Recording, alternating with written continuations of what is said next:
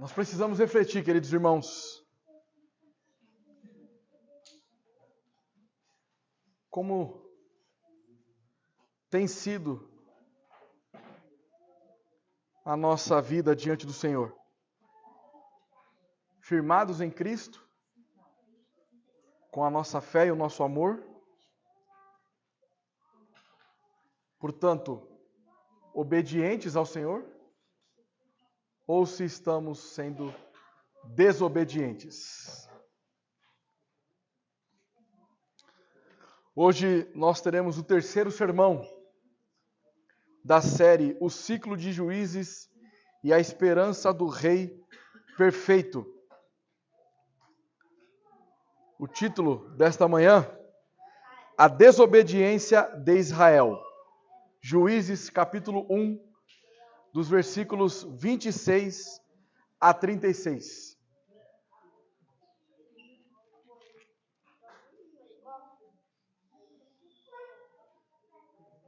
Ou seja, nós finalizaremos agora o capítulo 1.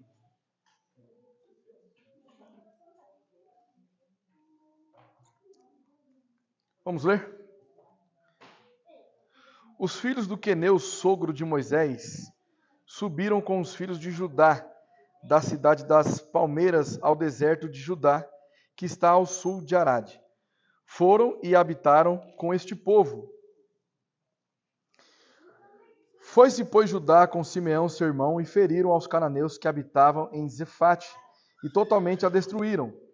Por isso lhe chamaram Horma. Tomou ainda Judá a Gaza, a Asquelon e Ecrom, com os seus respectivos territórios.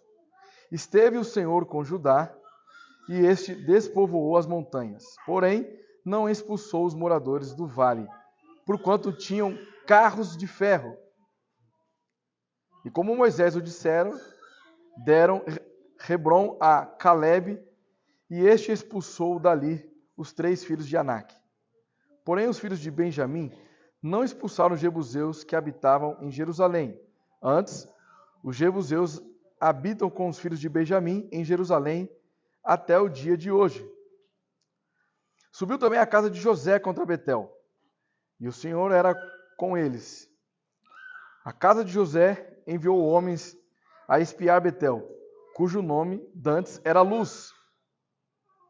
Vendo os espias um homem que saía da cidade, lhe disseram: mostra-nos a entrada da cidade, e usaremos de misericórdia para contigo. Mostrando-lhes a ele a entrada da cidade, feriram a cidade a fio de espada. Porém, aquele homem e a toda a sua família deixaram ir. Então se foi ele à terra dos heteus, e edificou uma cidade, e lhe chamou Luz. Este é o seu nome até ao dia de hoje. Manassés não expulsou os habitantes de Bet-Sean, nem os de Tarnaque, nem os de Dor, nem os de Ibleão, nem os de Meguido, todas com suas respectivas aldeias, pelo que os cananeus lograram permanecer na mesma terra. Quando, porém, Israel se tornou mais forte, sujeitou os cananeus a trabalhos forçados, e não os expulsou de todo. Efraim não expulsou os cananeus, habitantes de Gezer, antes continuaram com ele em Gezer. Zebulão não expulsou os habitantes de Quitron, nem os de Naalol, porém os cananeus continuaram com ele, sujeitos a trabalhos forçados. Azer não expulsou os habitantes de Aco, nem os de Sidom, os de Alabe, os de Axibe, os de Helba, os de Afeca e os de Reob. Porém, os asseritas continuaram no meio dos cananeus que habitavam na terra, porquanto os não expulsaram. Naftali não expulsou os habitantes de Bet-Semes, nem os de Bet-Anate, mas continuou no meio dos cananeus que habitavam na terra. Porém, os de Bet-Semes e Bet-Anate lhe foram sujeitos a trabalhos forçados. Os amorreus arredaram os filhos de Dan até as montanhas, e não os deixavam descer ao vale. Porém, os amorreus lograram habitar nas montanhas de Heres, em Aijalon e em Salabim. Contudo, a mão da casa de José prevaleceu, e foram sujeitos a trabalhos forçados. O limite dos amorreus foi desde a subida de Acrabim e desde Sela para cima. Amém. Senhor nosso Deus, amado Pai, nós clamamos ao Senhor pela iluminação do Teu Santo Espírito em nossas vidas, de modo que eu possa ministrar o Evangelho aos irmãos aqui presentes e que os irmãos possam estar atentos e ouvir, compreender a Tua palavra pelos méritos de Cristo. Em nome de Jesus, amém. É uns nomes também, né, meus irmãos? Que aí complica também o pregador, né?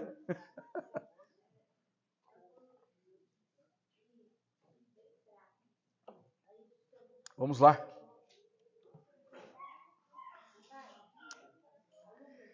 Em 2021, salvo engano, minha esposa e eu fomos lá para Maceió, tirar um período de férias. Que saudade.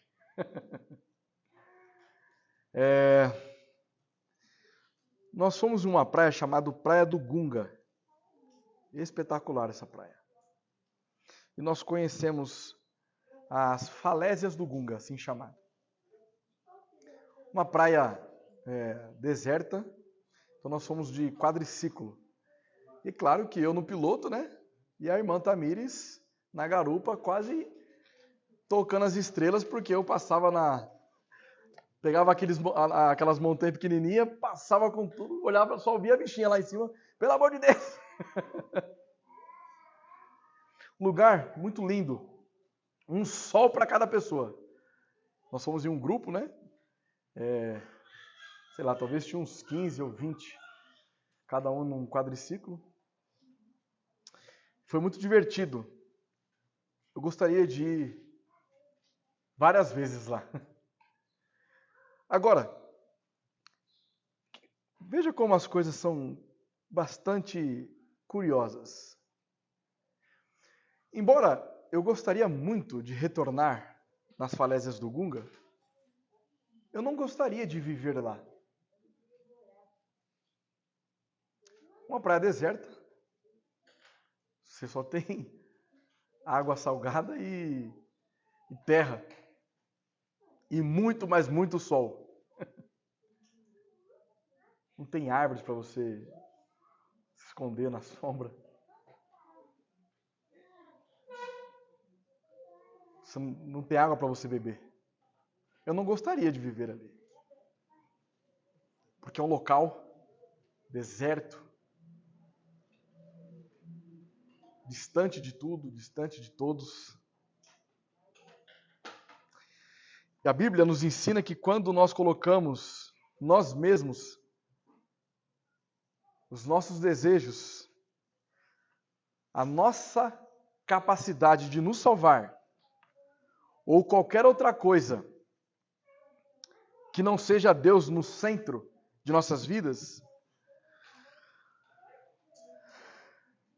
de nossa confiança, do nosso amor, é exatamente em um lugar como esse que nós vivemos, ou seja, no deserto.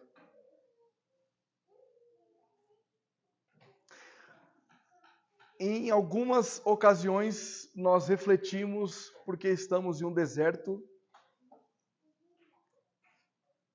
e não entendemos por que estamos passando por essas aflições.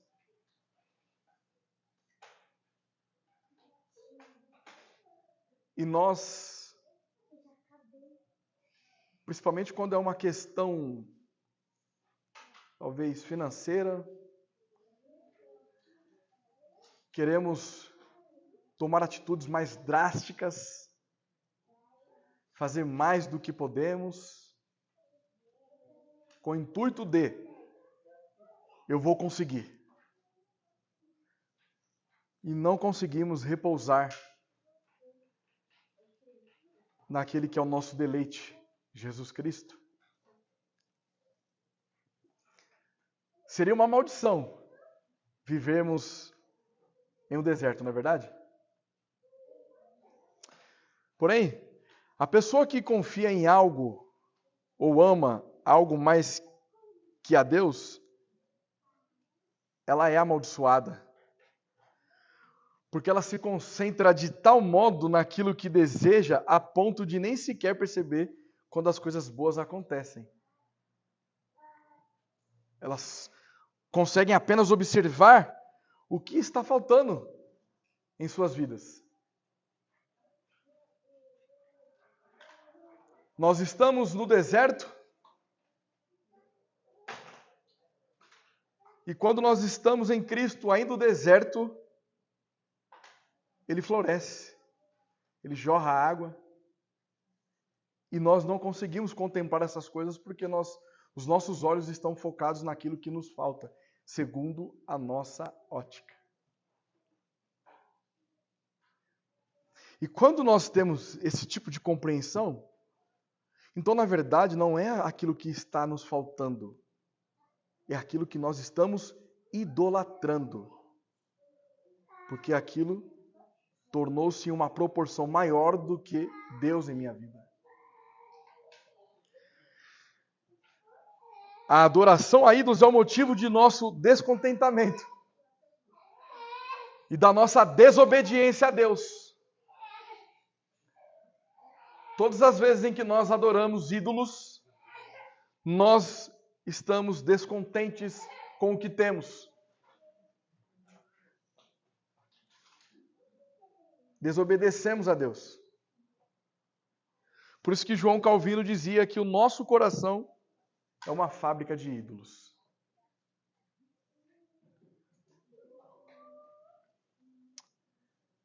O nosso sermão está dividido em duas partes. Dos versículos 16 ao 20, a obediência parcial de Judá.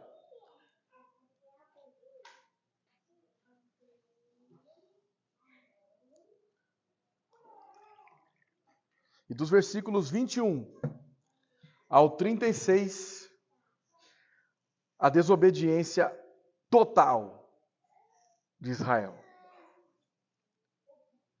Na semana passada, qual foi a nossa palavra-chave? Alguém lembra?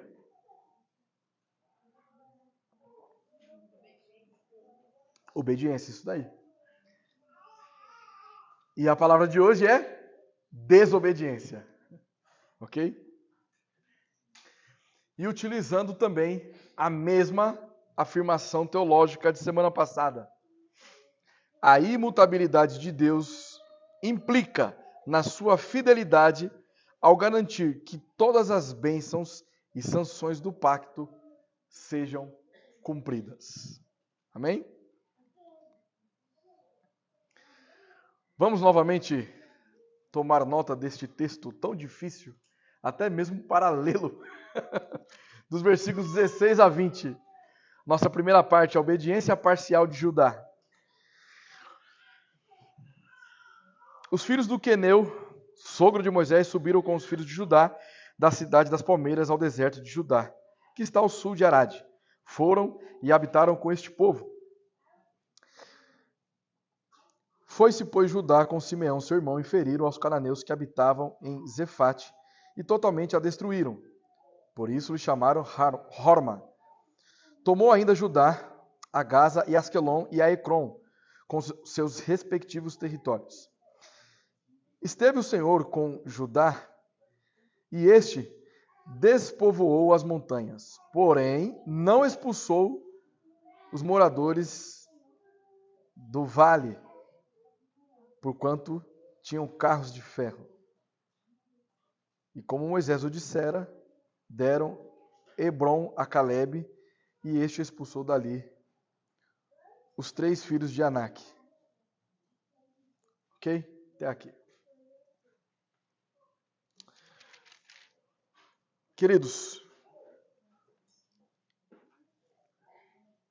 aquele que vai assistir esse vídeo e não assistiu os outros sermões, ou você que está aqui nos visitando pela primeira vez, e a todos os irmãos aqui presentes, essa série de exposições ela é de extrema importância para uma igreja local. Porque através de Juízes, nós vamos também entender o que é um coração idólatra. E muitas vezes presente na igreja. E às vezes você nem percebe que está idolatrando algo.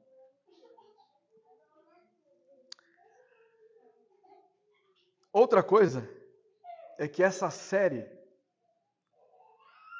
eu procurei trazê-la de uma maneira bem didática, fazendo aplicação da nossa teologia bíblica nos sermões.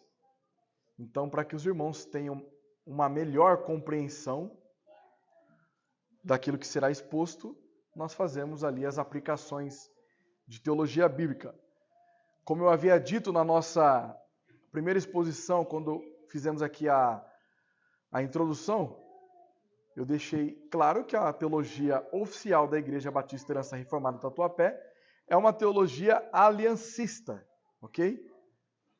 Que é oriunda dos nossos pais batistas de 1689, a confissão que nós subscrevemos. É um pouquinho antes ainda, mas é mais popularmente conhecida como Confissão Londrina de 1689. Então, para que nós entendamos o que nós estamos trabalhando aqui em Juízes, qual é a primeira tarefa que precisamos fazer? Identificar em qual aliança se concentra estes episódios. Não é verdade? Eu sabendo qual é a aliança vigente, eu sei quais são as promessas e quais são as sanções do pacto. E aí, quando eu tenho isso em mente, eu consigo aplicar no livro de Juízes, e textos como esse aqui, que aparentemente assusta pela sua dificuldade até de expressar as palavras, se torna mais fácil pelo fato de que você tem uma boa teologia bíblica norteando como você está lendo as Escrituras. Ok? Então nós sabemos que aqui, em Juízes, a aliança que está em vigência aqui é a aliança... Oi? Só o Marcelo que... Não é possível. Aliança mosaica, ou pacto mosaico. Qual era a função dessa aliança? Era a expansão da aliança abraâmica, certo? Vamos ler lá em Gênesis 12, 1, 3.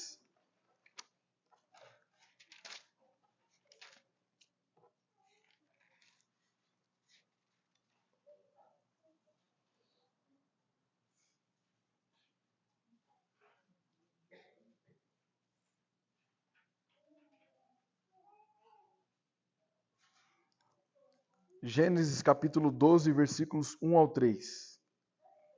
Ora, disse o Senhor a Abrão: sai da tua terra, da tua parentela e da casa de teu pai, e vai para a terra que te mostrarei.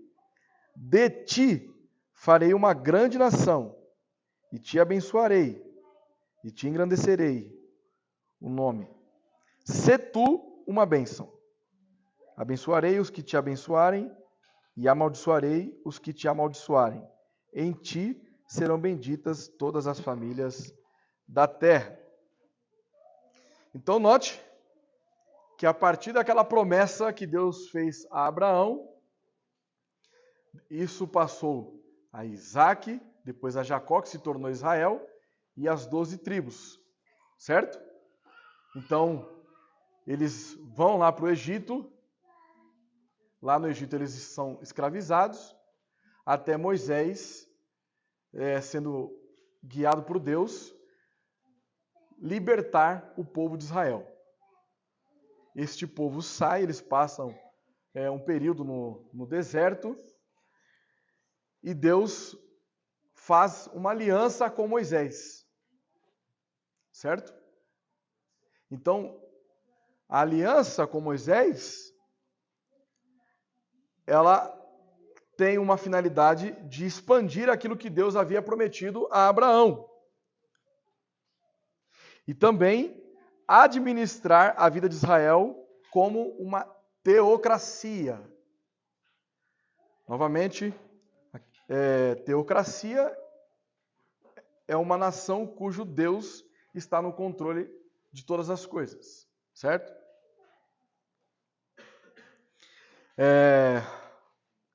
Agora, vamos lá em Deuteronômio, capítulo... Bom, está aí na página inicial do nosso boletim.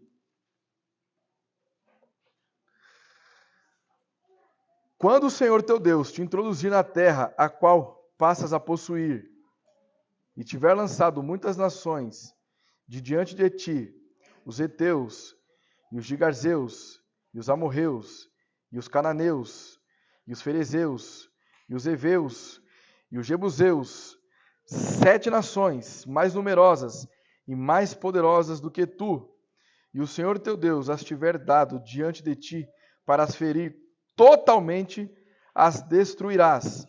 Não farás com elas aliança, nem terás piedade delas. Então, note, dentro do pacto mosaico, havia uma promessa da expansão daquela promessa feita a Abraão, certo? E também existe aqui a promessa de que eles iriam enfrentar nações até mais poderosas que eles, mas que eles iriam possuir, porque Deus estava com eles. Certo? Por quê? Porque Deus é quem está no controle naquilo que nós chamamos de teocracia. Ok? Então, embora Israel tenha conquistado algumas terras, inicialmente ali com Judá, porque nós estudamos na semana passada que a primeira tribo a ser chamada foi Judá, que Deus lhe havia prometido, não eliminaram completamente os cananeus, mostrando uma obediência parcial. Note que o texto nos mostra que eles estão indo certinho, bonitinho, fazendo tudo que Deus havia dito. Mas quando eles se deparam com os carros de ferro, epa, aí é muito para mim, hein? Então eles retrocedem. Vamos lá, versículo 16. Aqui, meus irmãos, diz assim, aos filhos do Queneu, sogro de Moisés. O nome do sogro de Moisés não era Jetro? E ele não era também de Midian? Então por que está chamando aqui de Queneu? Tem a ver uma coisa com a outra? Queneu era uma tribo nômade que estava ligada aos midianitas. E eles viviam em Midian, certo? Eles tinham também alguns historiadores acreditam que eles tinham a habilidade de moldar e fundir ferros.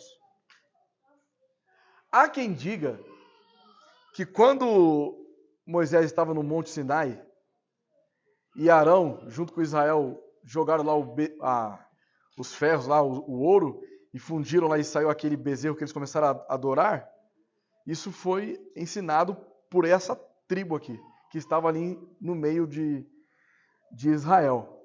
Que coisa, né? Então, na verdade, aqui talvez o autor do livro, nós não sabemos a razão pela qual ele omitiu o nome de Jetro aqui. Porque já se passaram muito tempo aqui, né? Então, há uma possibilidade de que eles já nem eram mais conhecidos como midianitas, mas como queneus. Então, como era tudo envolvido ali, midianitas e queneus, tudo junto e misturado, o queneu, sogro de Moisés. Pronto. E as pessoas que estavam ali entendiam o que ele estava querendo dizer. Ok? Essa cidade também... Percebe que nós vamos ter que falar aqui bastante nomes de cidades. Essa cidade, Arad, ficava ali no vale de Berseba, 32 quilômetros ao sul de Hebrom. Ela não foi, o texto nos mostra aqui então que na verdade ela não foi efetivamente conquistada pelas forças de Judá, mas na verdade pelos parentes da esposa de Moisés, que estavam ali no meio. Quem estava de fora de outras nações, quando observava Israel, eles não faziam separações, por exemplo, dos queneus que estavam aqui no meio. Para eles era tudo Israel. Mas o autor que tem o conhecimento de quem era o povo de Israel, ele sabe o que ele está falando aqui. Por isso que ele faz essa diferenciação. Certo? Essa cidade das palmeiras provavelmente seria Jericó. Daqui a pouco eu vou explicar o porquê que eu estou trazendo com alguns detalhes essas cidades, tá bom? Aí no versículo 17, nós vemos lá que foi-se, pois, Judá com Simeão, seu irmão. Lembrem-se que não são duas pessoas, são duas tribos, tá? Então, quando fala de Judá, é a tribo de Judá. O Judá oficial mesmo já tinha ido embora mesmo, ó. E Simeão também. Então, eles foram e feriram os cananeus que habitavam em Zefate, depois passou a chamar Romá. Era uma das aldeias do Noguebe, certo? E aí o versículo 18, tomou ainda Judá, Agaz e Asquelon e Ecrom com os seus respectivos territórios. Gaza.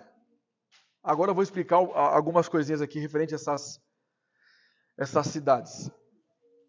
Gaza, ela ficava situada na parte sudoeste da planície costeira de Canaã, em uma importante estrada internacional. Por que eu estou enfatizando essa questão internacional? Porque por essa parte era caminho para os filisteus. Ok? Então era uma rota que os filisteus utilizavam. E aí, o texto ainda fala de Asquelon e Ecrom, certo? Essas duas cidades, elas eram fronteiras entre Judá e a Filistia, que era onde habitavam os filisteus. Os irmãos vão perceber, e eu gostaria até de deixar um exercício, uma liçãozinha de casa, porque se eu fosse ter que explicar todas as cidades que vão aparecer aqui, nós ia ficar aí até... Mas eu vou fazer um resumão aqui, tá? Todas essas cidades aqui, elas eram povoadas por inimigos, não exatamente neste momento, mas lá na frente os irmãos vão perceber que os filisteus foram uma pedra de tropeço de Israel. Então, quando eles começam a desobedecer e não expulsar totalmente, e começam até a fazer aliança com alguns povos, permanecendo em algumas cidades que posteriormente seria habitada por pessoas que seriam inimigas de Israel, lá na frente eles vão colher o que eles estão plantando agora. Se ligou? Todas as cidades aqui, todas elas. Por exemplo, tem uma cidade aqui, não me recordo qual agora, mas que era dos pais de Abrão, antes de ser Abraão. O que os pais de Abrão eram? Idólatras. Então, se eles estão ali se relacionando com esse povo, o que vai acontecer naturalmente? Fica muito claro, não é verdade? A idolatria vai entrar. E nós sabemos que entrou, na verdade, né?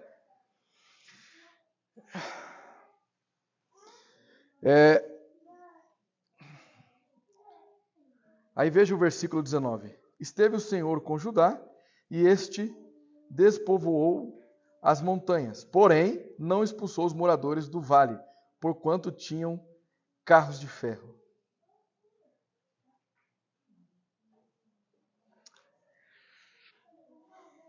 Quais são os pontos positivos até aqui? Primeiro, que eles conquistaram os territórios inimigos, Judá. Fizeram certinho como Deus havia dito. Porém, como ponto negativo, é o medo que eles tiveram desse povo que tinha carros de ferro. Novamente, vamos utilizar bastante Deuteronômio capítulo 7, versículos 1 e 2, tá? Vamos utilizar bastante. Então, quando o Senhor teu Deus te introduzir na terra a qual passas a possuir, e tiver lançado muitas nações de diante de ti, os heteus, os gigazeus, os amorreus, os cananeus, os ferezeus, e os aveus, os jebuseus, 7 nações mais numerosas e mais poderosas do que tu, e o Senhor teu Deus as tiver dado diante de ti para as ferir, totalmente as destruirás. Por que que eles estão retrocedendo aqui? Se havia uma promessa de Deus. Por que que eles estão obedecendo parcialmente? Vejam agora Josué, capítulo 17.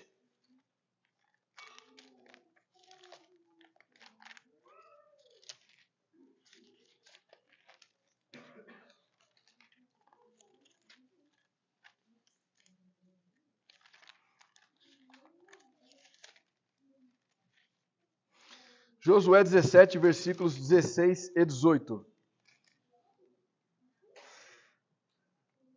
Então disseram os filhos de José, a região... Então disseram os filhos de José, a região montanhosa não nos basta, e todos os cananeus que habitam na terra do vale têm carros de ferro, tanto os que estão em Bet-Sean e suas vilas, como os que estão no vale de Jezreel. Falou Josué à casa de José, a Efraim e a Manassés, dizendo, tu és povo numeroso e forte, não terás uma sorte apenas. Aí no versículo 18, olha, porém a região montanhosa será tua, ainda que é bosque, cortá-lo-ás, e até as suas extremidades será todo teu, porque expulsarás os cananeus, ainda que possuem carros de ferros e são fortes. Então esse é o pano de fundo que nós temos aqui para a tribo de Judá. Porque Efraim e Manassés já haviam falhado. E agora Deus levanta Judá, vai lá porque eu estou contigo. Eles podem ter carros de ferro, eles podem ter o que for, mas eu sou o Senhor teu Deus.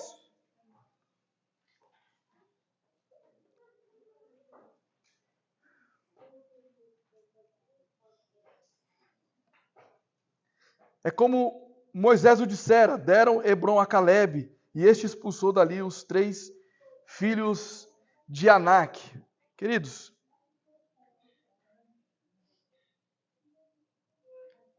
volte comigo lá em Deuteronômio. Agora capítulo 1, versículo 36.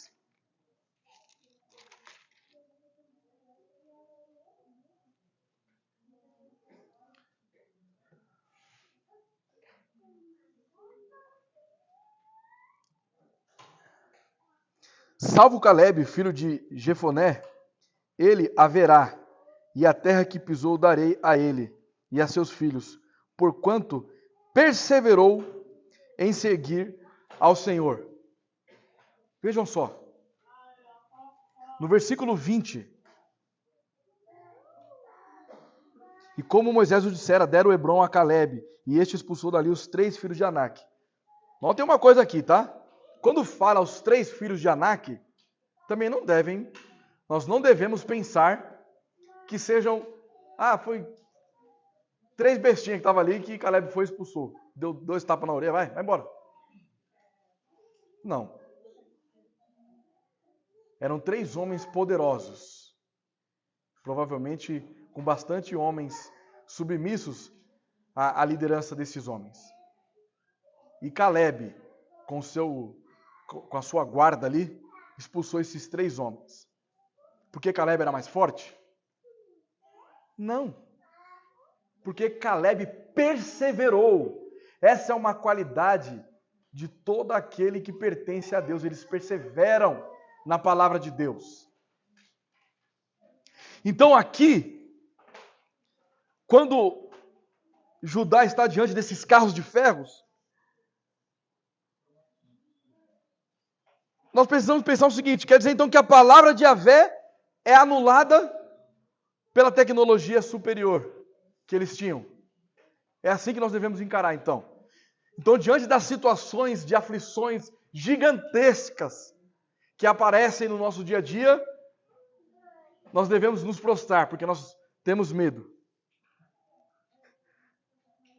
Olha, o balanço do primeiro capítulo de Juízes seria encorajador se ele terminasse no versículo 18. Tomou ainda Judá, Gaza, Asquelon e Aicron com seus respectivos territórios. Se acabasse aqui, seria perfeito.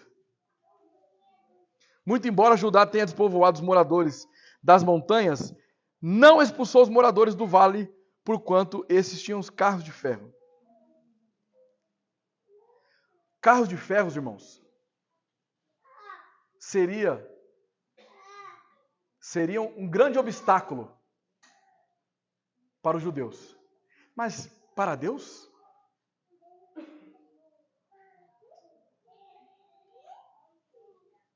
A causa da vitória de Judá nunca foi o seu poder militar. Qual é a causa da vitória de Judá? Sempre é Deus.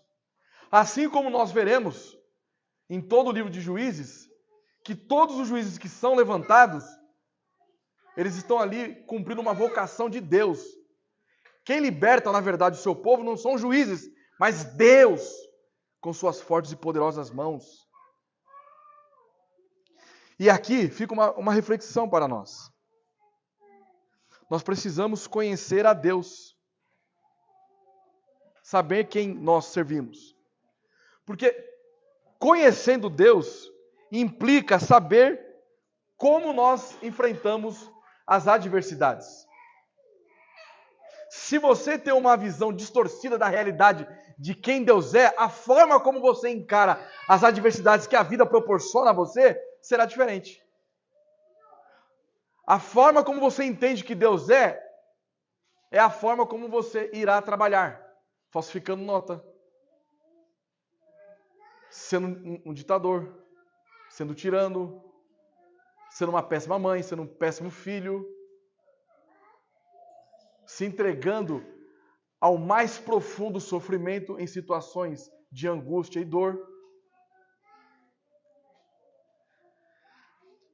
Na nossa introdução, nós dizemos que a Bíblia ensina que quando colocamos a nós mesmos, os nossos desejos, a nossa capacidade de nos salvar, ou qualquer outra coisa que não Deus no centro de nossa confiança, de nosso amor, é exatamente o lugar que nós vivemos. Ou seja, o medo foi maior do que a promessa que Deus havia feito para Judá. Então, o medo se tornou um ídolo naquele momento de Judá, que fez com que ele não avançasse naquela incursão militar, temendo os carros de ferros. O medo nos faz viver em relacionamentos com um falso Deus, porque a idolatria sempre termina com insatisfação. Não há vida na idolatria. Só há morte na idolatria. E o medo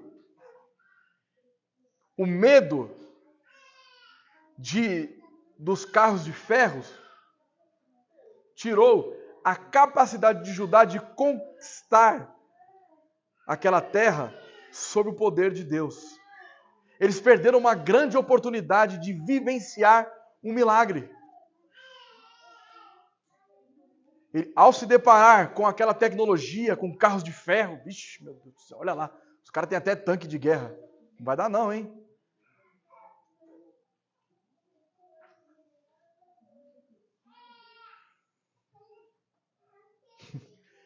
Mal eles sabiam quem é o Deus que falou para eles: pode ir, meus irmãos.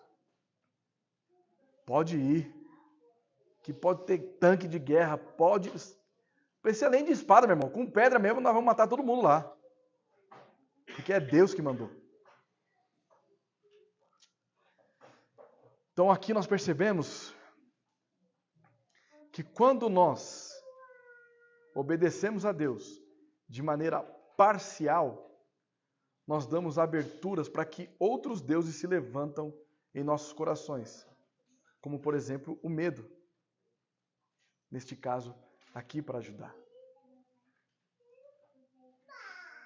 E o medo ele se faz presente na igreja. Medo do que as pessoas vão dizer quando você falar do Evangelho.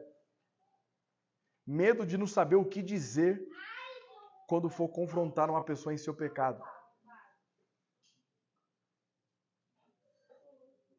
Medo de tomar decisões que glorificam a Deus por causa da opinião de terceiros, seja da mãe, do pai, do tio, da avó, do marido, da esposa, do filho.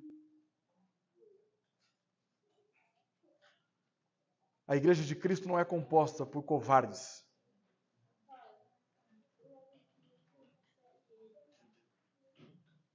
Lembram de Pedro?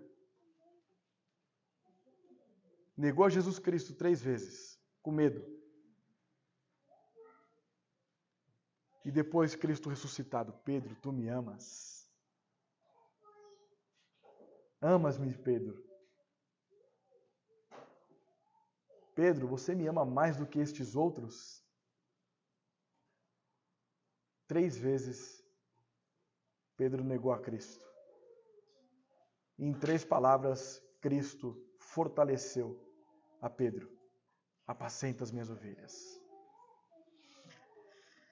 Segundo ponto, desobediência total. Vamos dos versículos 21 ao 36. Só um minutinho.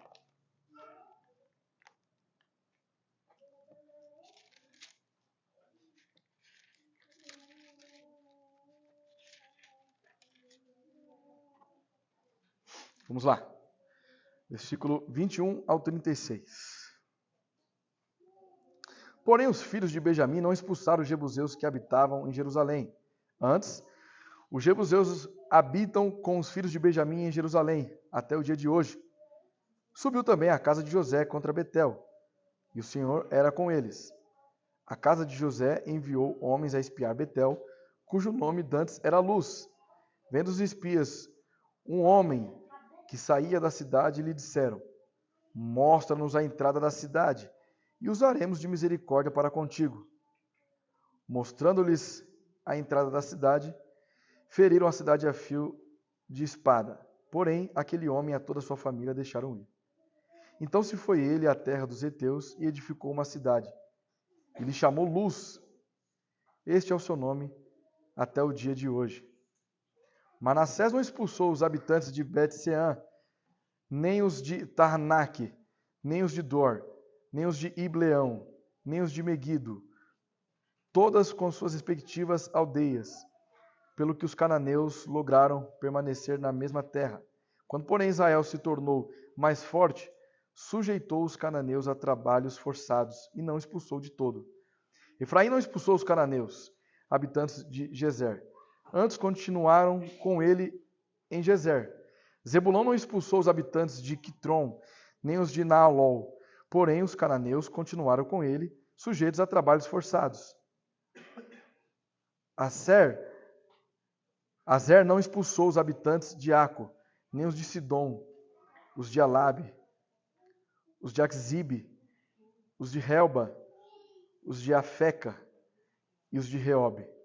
Porém, os asseritas continuaram no meio dos cananeus, que habitavam na terra, porquanto os não expulsaram. Naftali não expulsou os habitantes de Bet-Semes, nem os de Bet-Anate, mas continuou no meio dos cananeus que habitavam na terra. Porém, os de Bet-Semes e Bet-Anate lhe foram sujeitos a trabalhos forçados. Os amorreus arredaram os filhos de Dan até as montanhas e não os deixavam descer ao vale. Porém, os amorreus lograram habitar nas montanhas de Eres, em Aijalon e em Salabim. Contudo, a mão da casa de José prevaleceu e foram sujeitos a trabalhos forçados. O limite dos amorreus foi desde a subida de Acrabim e desde Selá para cima. Meus irmãos, perceberam que no no versículo 34, os amorreus arredaram os filhos de Dan, ou seja, fizeram com que a tribo de Dan fosse subjugados por eles a trabalhar para eles. Só que aí depois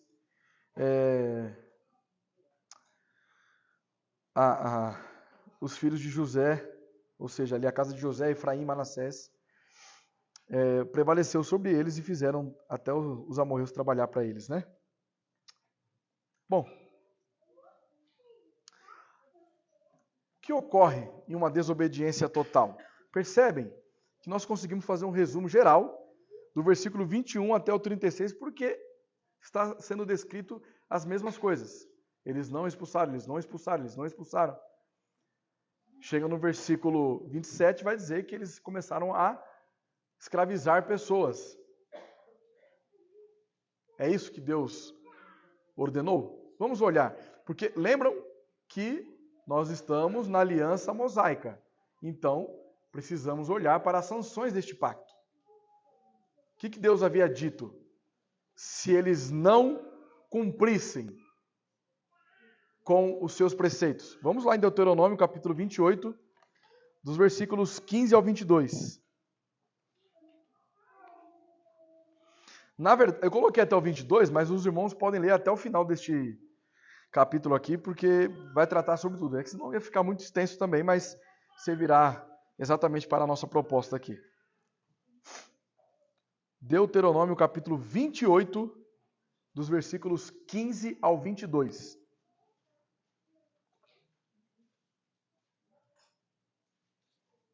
Eu escuto vocês, igreja. Se vocês falam baixinho, eu estou ouvindo tudo.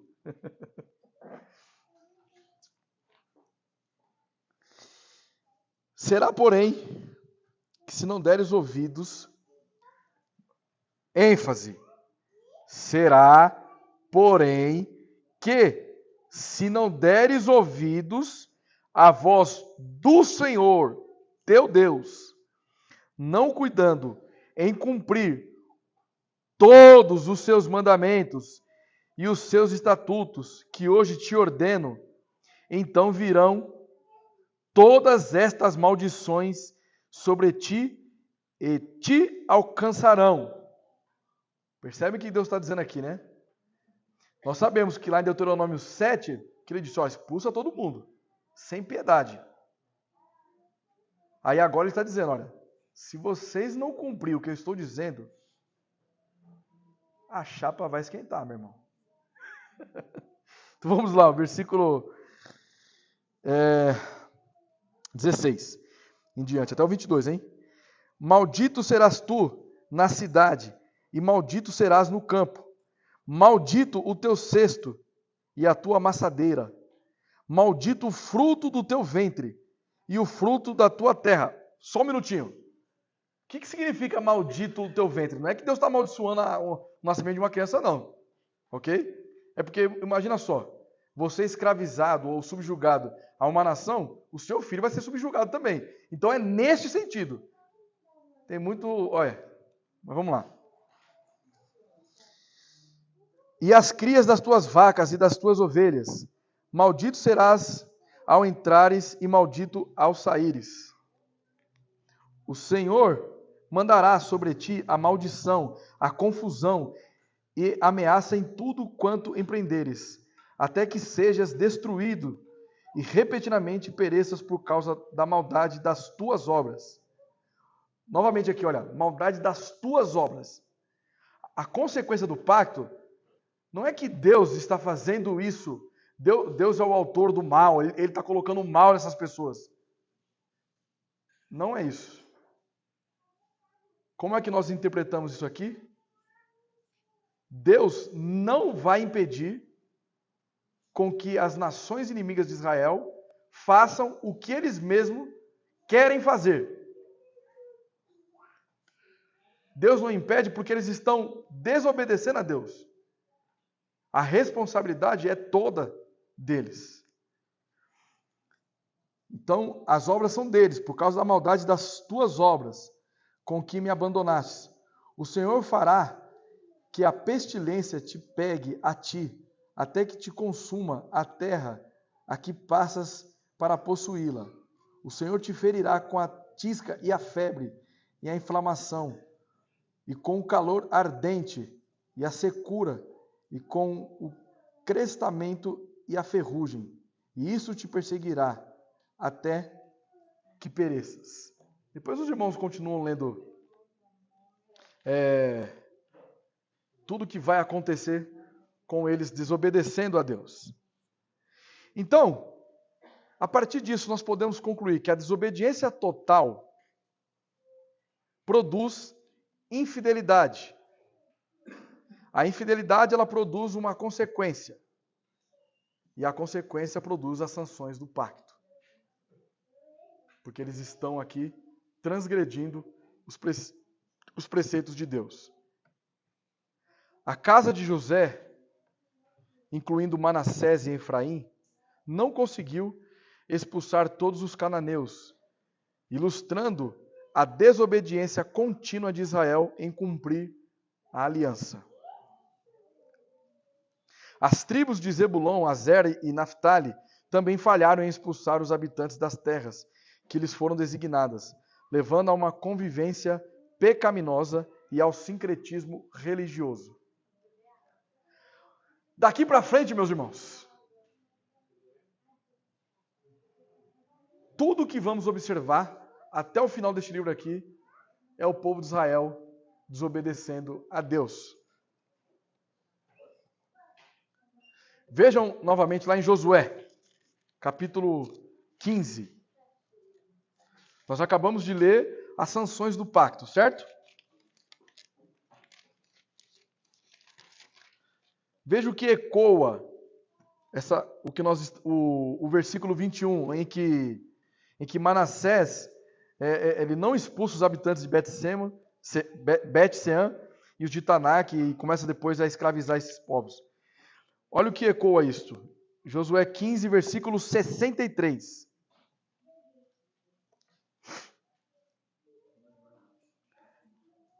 Não puderam, porém, os filhos de Judá expulsar os jebuseus que habitavam em Jerusalém.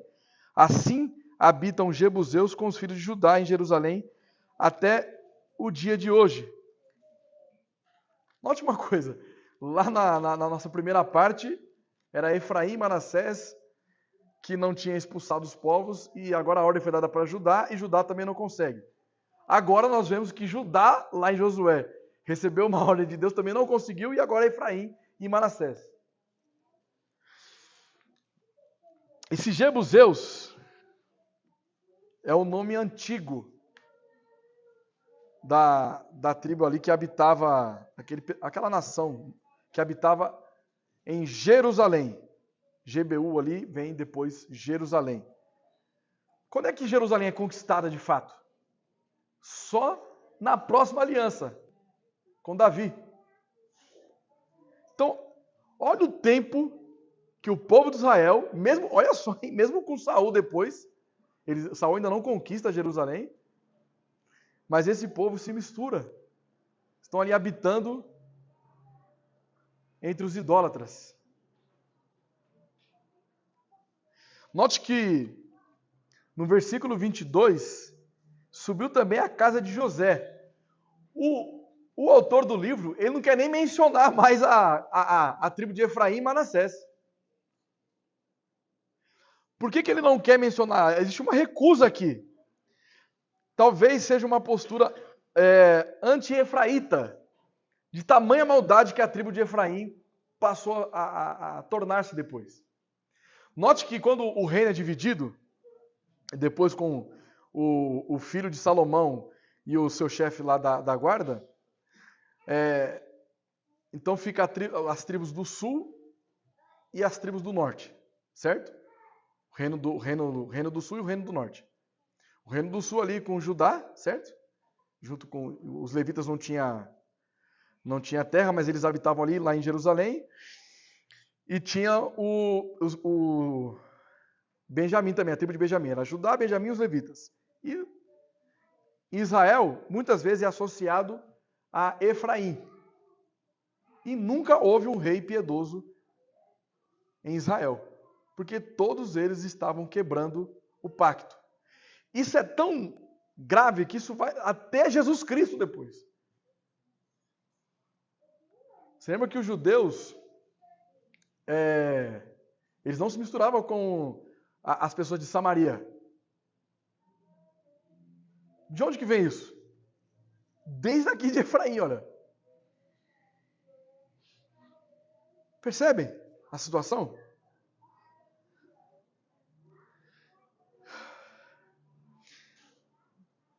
Agora, vejam os versículos 23 a 26. Quando eles sobem lá eles mandam alguns homens para espiar Betel. Eles fazem um acordo, então, ali com o homem daquela cidade, para que eles não venham ferir aquele homem e a sua família, se eles mostrar onde que é a entrada da cidade. Certo? Parece muito com aquela história lá de Raabe, não parece? Lá em Josué 2:12, não parece? Que quando vai lá 2 espias e Raabe... Só que no caso ali dos espias ali em Raabe, eles estão ainda ali numa defensiva, né? Olha, o pessoal ali queria destruir eles, mas eles estão ali escondidos na casa de Raabe. Mas nesse caso aqui é uma posição ofensiva. Eles estão querendo saber onde que era para poder já chegar atacando. Agora, é interessante que se nós olharmos lá em Josué 2:12, Raabe, ela dá um testemunho a respeito de Deus. Ela fala maravilhas a respeito de Deus. Só que neste caso aqui, o nome de Yahvé nem é mencionado. Então o que está acontecendo aqui? Deuteronômio 7:2.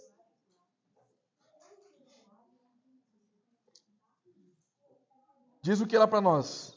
Não farás com elas aliança, nem terás piedade delas. Eles acreditam que eles estão fazendo certo aqui. A destruição era total, sem nenhum tipo de aliança.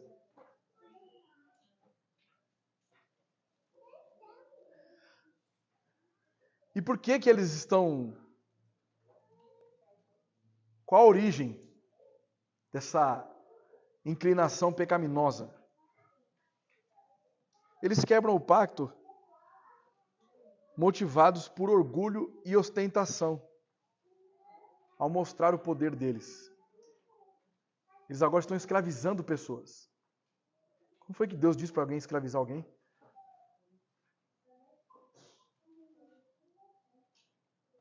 Mas o orgulho deles, nós somos fortes, nós somos capazes. Olha, Deus, o Senhor falou assim, mas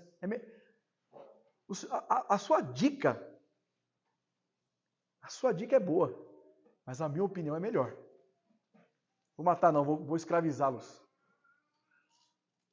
Quem foi que disse?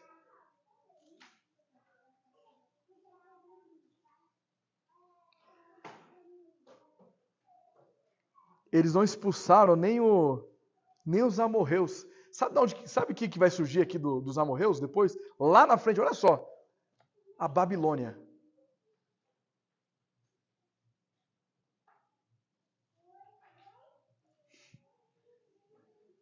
Percebem?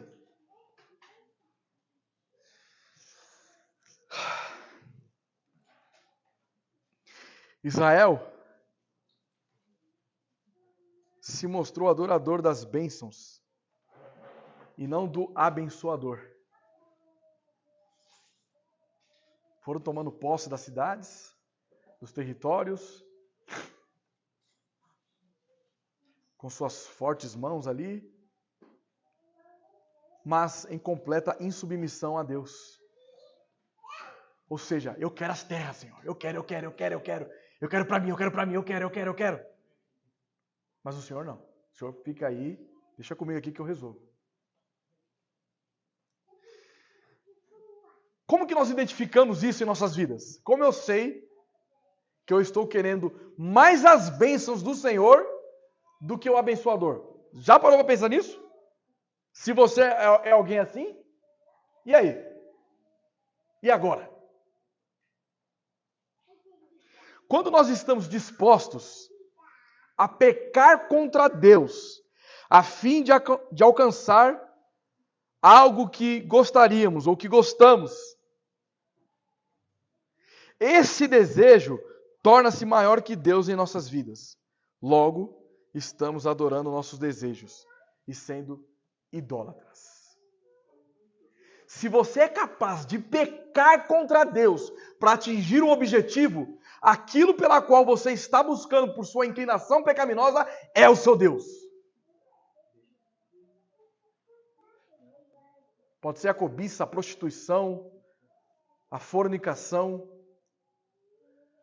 pode ser alguma comida, a sua própria família. Pode ser um carro, o seu trabalho, pode ser o que for. Se você está disposto ou disposta a pecar para alcançar um objetivo, aquilo se tornou o seu ídolo.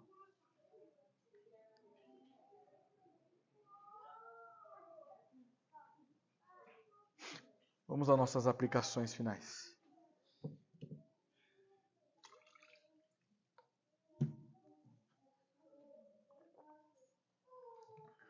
Queridos,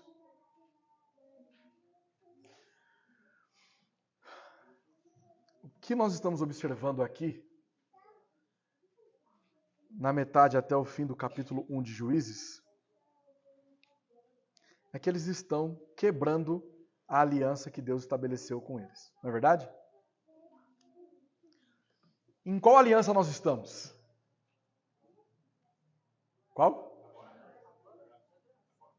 Na graça. Vocês estão com medo de falar? Ou é o medo de errar? Então, como nós quebramos a aliança que nós estamos? Como é que você é alguém que não observa a aliança da graça?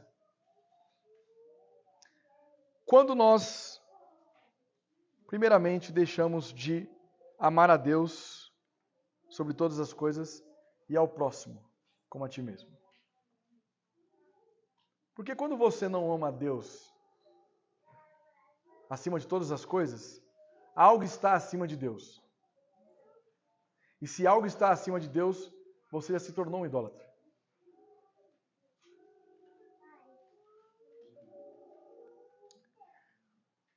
Quando você não ama quem está do seu lado, você está demonstrando que você não ama a Deus.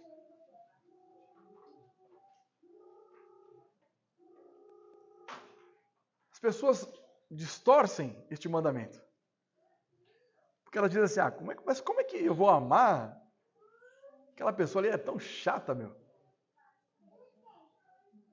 Como é que eu posso amar alguém assim? Aqui não é um amor sentimental. É uma vontade de preceito. O que é uma vontade de preceito? É um mandamento de Deus para você.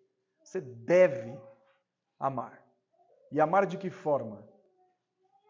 Não sendo para essa pessoa chata o que ela é para você. Ela pode ser chata, mas você não é chato.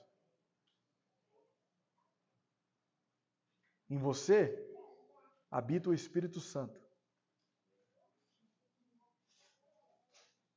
Ele é maior que todas as coisas, porque Ele é Deus.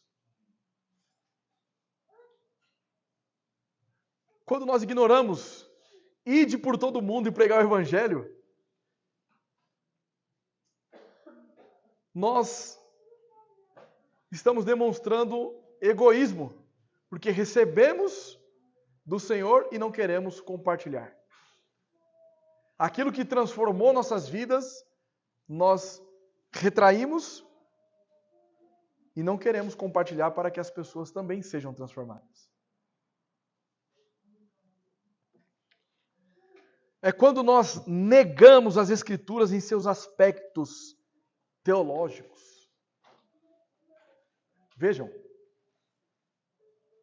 A salvação é pela graça. Porque nós estamos na aliança da graça. Qualquer pessoa que atribua obras na salvação não é nosso irmão. Simples assim.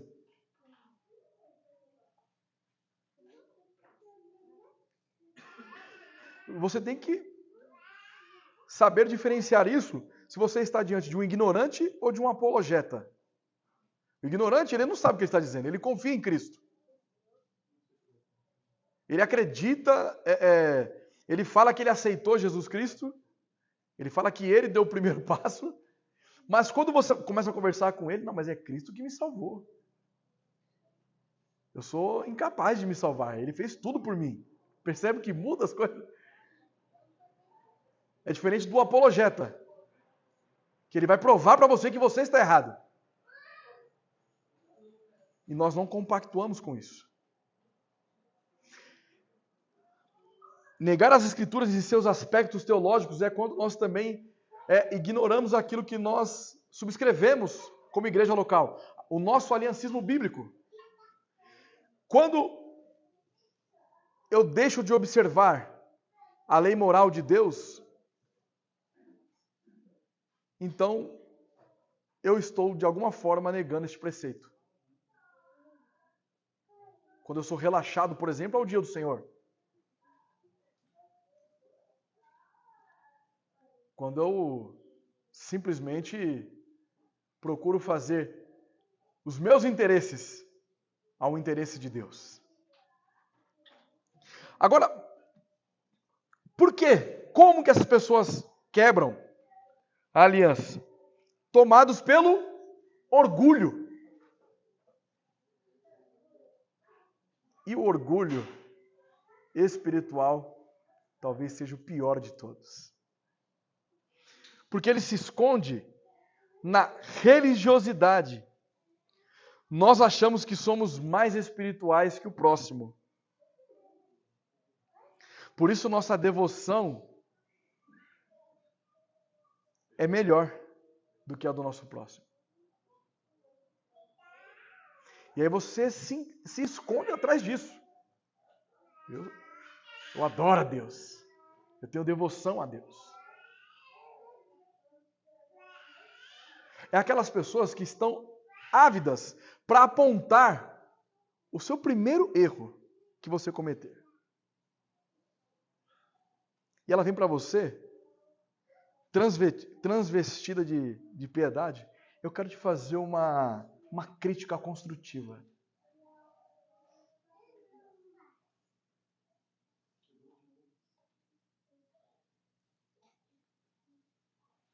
A crítica é uma crítica.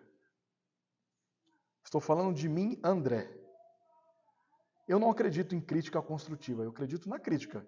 E eu tenho que ter o discernimento e tenho que estar apto para ouvir críticas. Simples assim. Eu estou falando de mim, não estou falando da opinião do presbitério dessa igreja, estou falando de mim, André. Nem conversei isso com o Léo. Se eu, como pastor, não souber ouvir uma crítica, então não deveria estar aqui. É assim. Críticas são críticas. E elas servem para a construção de pessoas melhores. Agora, quando a pessoa, ela fala de você, olha, você viu ali o Mateus? Ele fez assim, fez assado. Eu estava conversando com a Aline esses dias aí, ó. Ela falou assim para mim, hein? Aí quando eu aperto essa pessoa que está falando, olha, por que você não vai lá falar então? Olha, Mateus, Aline, eu quero fazer uma crítica construtiva.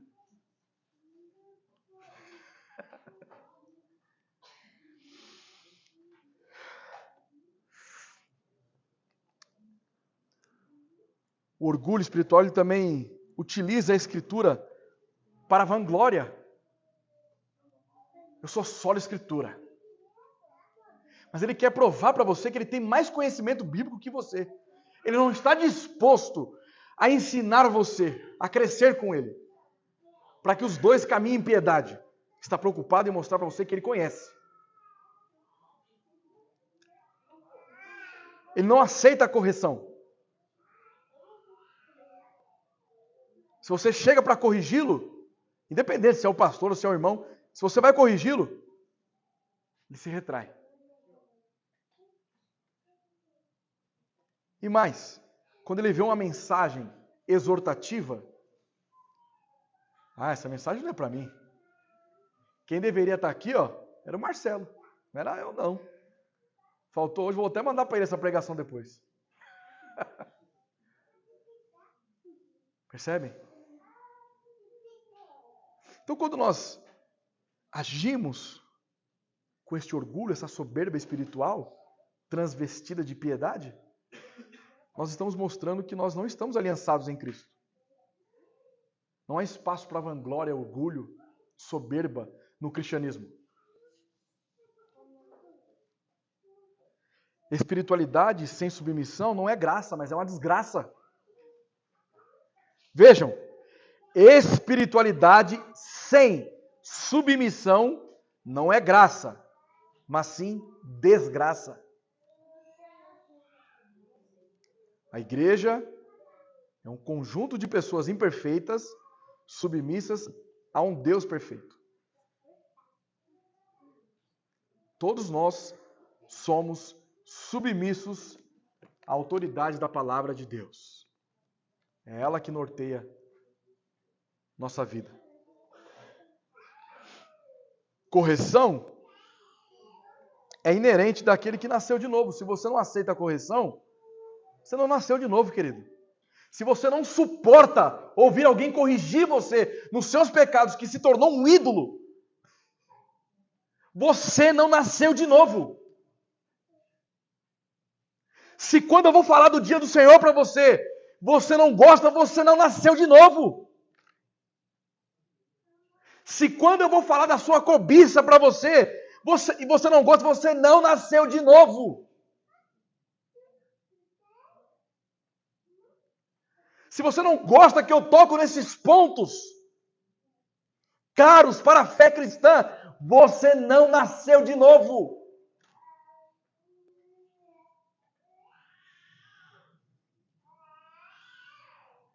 E aqui, meus irmãos, vamos pular aquela parte. Quer dizer, não vamos pular, não.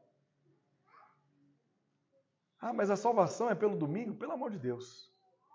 Se você ainda não entendeu o aspecto do dia do Senhor, nós vamos trabalhar isso. Mas vejam, a questão não é o que você não pode fazer neste dia, mas é o que você deve fazer. Você olha para os 10 mandamentos. Você pode adulterar? Você pode mentir? Você pode adorar outro Deus? Aí você vai falar, não. Você pode matar alguém? Sair ali agora, vou matar porque eu achei aquela pessoa muito feia. Coitado de alguns aí, né? Aí nada pode. Chega no dia do Senhor, não, aí eu já não sei, hein? Aí tem que ver.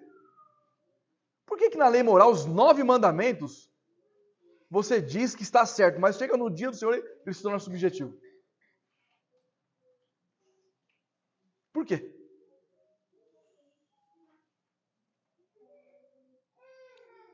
A fé autêntica é a fé que não repousa em si mesmo. A fé autêntica é aquela que repousa no sacrifício de Cristo. Por isso que nós obedecemos a Deus, não de maneira parcial, como Judá estava obedecendo. Nós necessitamos obedecer a Deus de maneira integral, uma obediência total. Nenhum eleito de Deus pertence pela metade a Cristo. Ou você pertence a Cristo, ou você não pertence.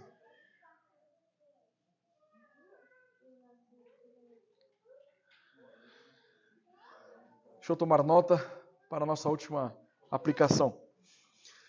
Podemos encontrar descanso na certeza de que, pela graça de Deus, ao obedecer à ordem do nosso noivo celestial e entregar nossos ídolos, ele os colocará debaixo de outra árvore. Deus tem poder para enterrar todos os nossos falsos deuses debaixo do madeiro mais impressionante e glorioso de todos, o madeiro do Gólgota. Podemos entregar todos os nossos medos, nossos desejos, nossos pecados, pois ele nos disse: está consumado. Todos os desejos de nossos corações, quer idólatras em essência ou em função de nosso amor desordenado por eles, são conhecidos por nosso Pai. Todas as coisas estão descobertas e expostas diante dele, e ele nos conhece inteiramente. Ele sabe de cada ocasião em que colocamos algo acima dele. Portanto, queridos, arrependam-se.